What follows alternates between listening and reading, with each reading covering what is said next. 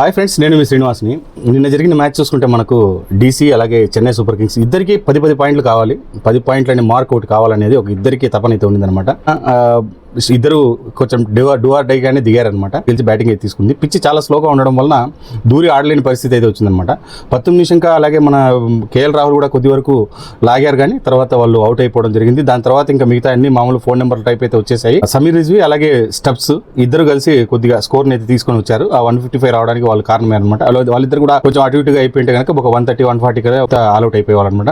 దీంట్లో బౌలింగ్ గురించి మనం మాట్లాడుకోవాలి. అలాగే మనకు మెయిన్ చేంజెస్ 2 చేంజెస్ అయితే తీసుకొచ్చారు. అఖిల్ హుస్సేన్ ని లెవెల్ లేక్ తీసుకోవడం, దూబేని ఇంపాక్ట్ ప్లేయర్ లో వేయడం. ఇంపాక్ట్ ప్లేయర్ లో వేసింది చాలా మంచి పని అయింది. ఎందుకంటే ఒకవేళ అతను ఉండింటే కనుక ఖచ్చితంగా ఒక 2 క్యాచ్లు అయితే వదిలేసి ఉంటాడు. దీంట్లో కూడా ఒక క్యాచ్ డ్రాప్ అయింది, కానీ అంతవరకు వాళ్ళు కష్టపడ్డారని చెప్పొచ్చు.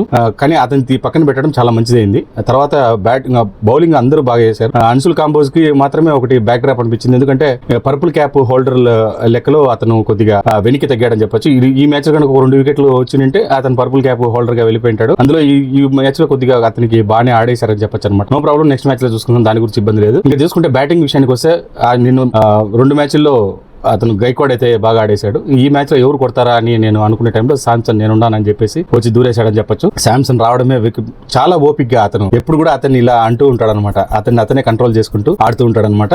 మంచి మ్యాచ్, ఎందుకంటే ముందు కొట్టిన డీసీలో కూడా అతను సెంచరీ అయితే చేయడం జరిగింది. ఇప్పుడు డీసీతోనే మళ్ళీ 87 అయితే చేశాడనమాట. అతను కూడా మంచి బ్యాటింగ్ అయితే చేశాడు. 87 రన్స్ అలాగే 7 4s 6 సిక్సర్స్ ఉన్నాయన్నమాట. చాలా బాగా ఆడారు. ఫస్ట్ 6 కొట్టినప్పుడే మనకు టీవీలో రిప్లే ఒక 4-5 సార్లు దాన్ని రిప్లే చేసి చూపించాడు అనమాట. చాలా స్మూత్ షాట్ అని చెప్పేసి అతన్ని ఎంకరేజ్ చేసుకుంటూ వచ్చారనమాట. ఇందులో మనం కార్తిక్ శర్మని ఖచ్చితంగా చెప్పుకోవాలి. ఉర్విల్ పటేల్ కూడా బాగా ఆడుతున్నాడు, కానీ అతను మధ్యలో టక్కున అతను ఆడే దాన్ని కంటిన్యూ చేయలేకపోతున్నాడు అని చెప్పొచ్చు అనమాట. అతను ఇంకొద్దిగా ఇంపాక్ట్ గా నిలబడి నిదానంగా ఆడగలిగితే కనుక ఖచ్చితంగా మంచి ప్లేయర్ అవుతాడు అనమాట. ఇంకా చూసుకుంటే కార్తిక్ శర్మ లాస్ట్ మ్యాచ్ లో కూడా హాఫ్ సెంచరీ అయితే చేశాడు. ఈ మ్యాచ్ లో కూడా 41 రన్స్ అయితే కొట్టాడు. దాంట్లో కూడా మనకు 4 4s 2 6s అయితే ఉన్నాయి. సూపర్ గా ఆడాడు అని చెప్పొచ్చు అనమాట. వీళ్ళు బ్యాటింగ్ లో అయితే మంచి స్కోర్ అయితే వీళ్ళు కొట్టేశారు. 155 రన్స్ ని ఆరాంగా వాళ్ళు ఎక్కడ టెన్షన్ లేకుండా 15 బాల్ మిగిలి ఉండగానే 8 వికెట్లు ఉండగానే కూడా కొట్టేశారనమాట. దీంట్లో మనము ఖచ్చితంగా శాంసన్ ని మాత్రం ఒప్పుకోవాల్సిందే. చాలా బాగా ఆడాడు, చాలా ఓపిక ఆడాడు. లాస్ట్ లో వాళ్ళు అడిగిన ప్రశ్నలు కూడా అతను అలాగే సమాధానం కూడా చెప్పాడు అనమాట. ఎక్కువసేపు నేను గ్రౌండ్ లో ఉండడానికి అయితే ఇష్టపడ్డాను, అంతేగాని ఆ సెంచరీ చేయడం అనేది పెద్ద సమస్య కాదు. ఒకవేళ